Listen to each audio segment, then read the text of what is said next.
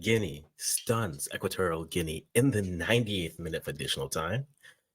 And the DR Congo show their medal and penalties. Guys, welcome to our AFCON round of 16 day 2 recap. And guys, you know the deal. If you like this type of content, we do Canadian and African content because we want to be the Africans.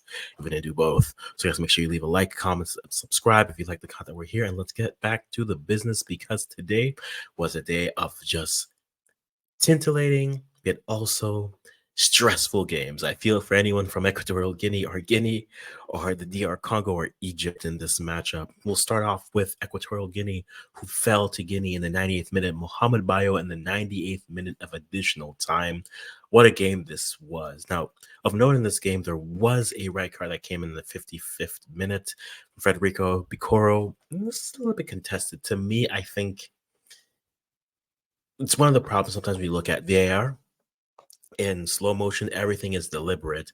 However, in real time, some of those decisions are bang bang. You guys let me know if you feel that that red card was warranted. To me, it was a little harsh, but by the letter of the law, it was the correct call. So I leave it there. But the stats of the game truly do show how evenly matched this was. But there was one major difference on both sides. Again, 5 shots to 10 for Equatorial Guinea versus Guinea. But shots on target was the main difference. 4 shots on target for Guinea, none for Equatorial Guinea. That was the big difference. Equatorial Guinea proved to be dangerous, but not dangerous enough. Possession was about the same. Passes, accuracy, same amount of fouls were all around the same. 1 yellow to 1 red. Same amount of corners. But when we look at this game, it was a very evenly matched. You expect this type of a game. If you see Guinea in both those countries, it's going to be a very hotly contested derby. And that's what we got here. We got Guinea, again, Mohamed Bayo, in that 98th minute, a dramatic goal, sending them on, moving in to face the winner of DR Congo versus Egypt. And that game was very interesting. Guys, who was the standout for Guinea? I know Bayo got the goal. When we look at the matchups, a 4-4-2 versus a 4-4-1-1, Ensu didn't have as many opportunities to really play out, and you felt for Equatorial Guinea, one of the surprise stories of this tournament. But ultimately, Bio scores and gets it away. Konate came off, and Janvier coming in with that yellow as well in this game. So it'll be interesting to keep an eye on this. But the matchup coming up next now makes it very fascinating in terms of the games that are coming up. So for you guys, you let me know, what did you feel about the Guinea versus Equatorial Guinea? Was it an evenly matched game? Was Equatorial Guinea dealt harshly with that red that came, which did change the dynamics of the game overall? However, Equatorial Guinea, a valiant effort, one of their best performances here at this AFCON, and I feel a team to keep an eye on as we continue to develop. Now, maybe this team may be one of those teams that we look at and say, hey, in this version of them, this is their ceiling. I'm not so sure against this team. I feel they still have a little bit more to push, and especially with more World Cup qualifying games throughout this year. It's a very intriguing matchup to see what these side could do, especially Guinea, but more so Equatorial Guinea. I think they have an opportunity to really start to pressure and put a little bit more in their group. I think with these smaller nations, they're showing that they have the ability. Now, the question for them is this just one lightning in a bottle run? Or is this now the beginning of, no, we're here, some consistency? I think that's the conversation that we have to have with them. Is this the beginning of more consistency with them? Or is this lightning in a bottle? Time will only tell as we move on. Now, we know that Guinea won their matchup, and they will be playing the winner of DR, Congo, and Egypt. And we know who the winner of that game is because you've watched it. If you haven't watched it, I'm going to spoil it for you in 3, 2. Ladies and gentlemen, DR Congo coming with the goals in penalties after ending in 1-1 in the round of 16. You had Mustafa Mohammed with a penalty in the 46th minute of additional time, but the Mashakalia getting it off of a nice feed from from Johan Musa. I always mix those up. I do apologize. A lot of Y's and Y's. But this game was 1-1 at the end of additional time and added time. Then they went to penalties. DR Congo winning 8-7. It came down to the keepers. and Abu Gabel put away his goal while no, he put his goal over the crossbar. While Mpasi sent DR Congo through with a steely performance. Congo showing to be very defensively sound. Another red in this card as well, which is interesting in terms of the opportunities that came through. We had Mohamed Amdi Sharaf, who came with 2 yellows, who picked up 2 yellows and ultimately sent himself off in this game.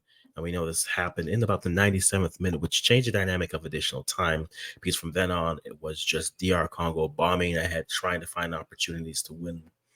Now, the interesting thing with the stats of this game, again, we're doing all this off of Google, is though possession was very much lopsided, at different times when Congo had the ball, it felt like they were the more dangerous of the sides. Yes, Egypt was putting in crosses, they weren't as going through, but for at least from my view, and you guys let me know in the comments, did it feel the same way for you, where you had Congo felt they were dangerous? And maybe it was just because they were on that counter, playing in transition a lot more fluidly, looking good that way. But I mean, look at this. This felt like this was one-sided. Congo sat back and defended, and were able to defend well enough, only conceding the penalty goal off of a VAR review foul. Again, any hand to the face, that is where any ref and any VAR will take a look at it, especially in the box.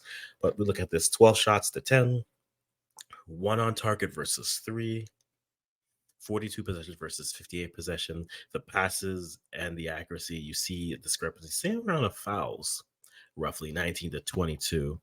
The yellow cards around the same, but then you see the the 4 corners to 2, and that just makes you feel as if there were more opportunities, more dangerous opportunities, perhaps, for DR Congo to move through.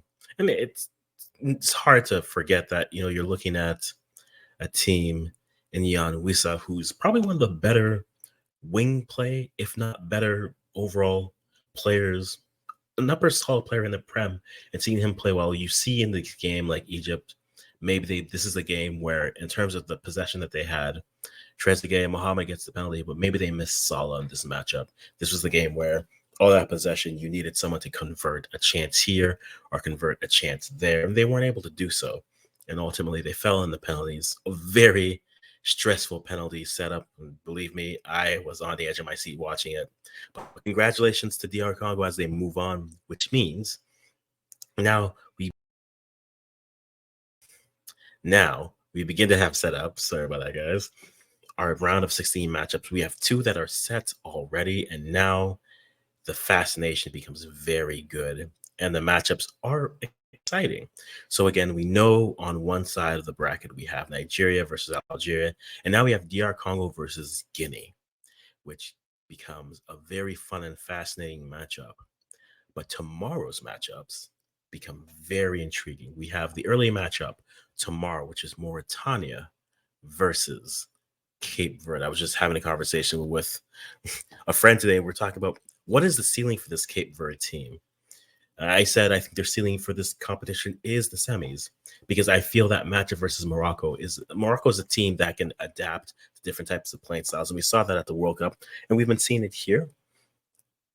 They've looked good. They haven't been the best looking team in this tournament. I think that has been Senegal. They've looked consistent from start to finish, but Senegal, being a highly favored team, are walking into the home crowds with Cote d'Ivoire. So I'm a bit weary. I'm still going to pick Senegal to win this game, but a team like Cape Verde, guys, let me know, what is their ceiling here? Is it semis? Is it just the quarterfinal? I think semis is their ceiling, because in the off chance somehow, and I'm not saying it's going to happen, but in the off chance that South Africa beats Morocco, I think Cape Verde has a better shot to beat South Africa than they do at Morocco. I don't think that's too much of a hot take to say. But the early game, Cape Verde versus Mauritania, don't sleep on the Mauritanians, because they have played well and they have shown to be dangerous. So if you switch off, they will punish you. I see this game being probably a more high-scoring affair. I'm going to go with a 3-1 game for Cape Verde to get it done, because I think Mauritania will hit them on a counter and will create their opportunities and will make this a tighter game than I think some people think it'll be. And then the afternoon matchup, Senegal versus Cote d'Ivoire. I'm going to contradict myself and say this. Senegal have played the best.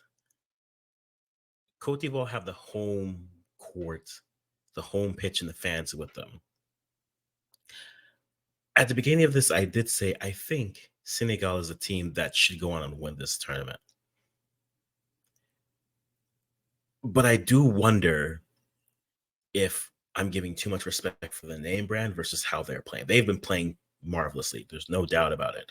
But can they keep this going? I look at a team like Nigeria yesterday who got the result and look better. It looks like they're starting to round into form. For Senegal, the conversation is, can they stay consistent? We've already mentioned this about this side of the bracket. I think whoever emerges from here is the heavy favorite, in my opinion, to win the tournament in 2 weeks. Ultimately, that's how I see it. But again, Senegal, if they beat Cote d'Ivoire, they're playing either Mali or Burkina Faso, and that's not an easy matchup. And the winner of that will play the winner of DR Congo or Guinea. Not an easy matchup. Again, the bottom half of this bracket, I think whoever emerges looks like they are the better team. But in Senegal versus Cote d'Ivoire, I want to give Cote d'Ivoire a goal just for being at home. And I think Senegal will play well. I see this game also going tight down the wire. I'm going to go with Senegal 2, Cote d'Ivoire 1. So 2-1 for Senegal in that matchup, unfortunately ending the run for the hosts. And then Cape Verde, I'm going 3-1 over Mauritania. I can see that game also ending in a 3-2. You guys let me know in your comments down below. Who do you favor moving forward in tomorrow's matchups? And what did you feel about today's matchups? Did DR Congo show anything interesting? Did Guinea show that they are a team that can also go deep and have a good run here? Let me know in the comments, guys. This has been another recap of AFCON. I thank you guys for spending the time. Really appreciate all the subscribers, all the commenters, everyone who's been here. Thank you so much. And until next time, tomorrow, bye-bye for now.